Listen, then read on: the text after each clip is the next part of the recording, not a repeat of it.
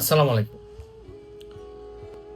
আমি আমার এলাকায় এক ফ্যামিলিকে চিনি যারা হচ্ছে সরকারি কর্মচারী ছিল, কর্মকর্তা ছিল, হাসব্যান্ড ওয়াইফ ২ জন।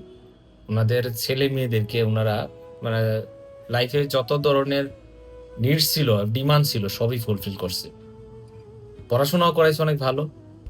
কিন্তু এন্ড অফ দ্যা ডে তাদের শেষ বয়সে আমি যখন কলেজে পড়ি তখন থেকে দেখতেছিলাম তারা। তো আজ থেকে ১০-১২ বছর আগের ঘটনা। এখন শেষ বয়সে এসে দেখলাম যে উনারা উম বলা যায় যে উনারা একদম নিঃস্ব। মানে ছেলেমেয়েদের কাছে একদম নিঃস্ব, অসহায়। পারলে উনাদেরকে বৃদ্ধাশ্রমে দিয়ে দেই। তো আমি উনাদের মানে এই দৃশ্য দেখে তো উনারে আমি মানে আমার সাথে কথা হইতেছিল তখন আমি বলছিলাম যে আসলে মানুষের পড়াশোনার চেয়ে পড়াশোনার যেমনটা গুরুত্ব, তার চেয়ে আরো বেশি গুরুত্ব হচ্ছে নীতি নৈতিকতা এবং মূল্যবোধ। আমাদের পড়াশোনা কিন্তু আমাদের সমাজে অসংখ্য মানুষ করে।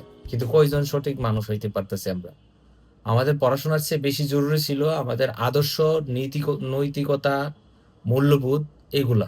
কিন্তু আমরা এগুলা করতে পারি নাই। আমরা শিক্ষিত হইছি কিন্তু সুশিক্ষিত হইতে পারি নাই। যার কারণে আমাদের সমাজে এত বিশৃঙ্খলা, আমাদের সমাজে এত পরিমাণ মানুষের মধ্যে হিংসা, বিদ্বেষ, নৈতিকতা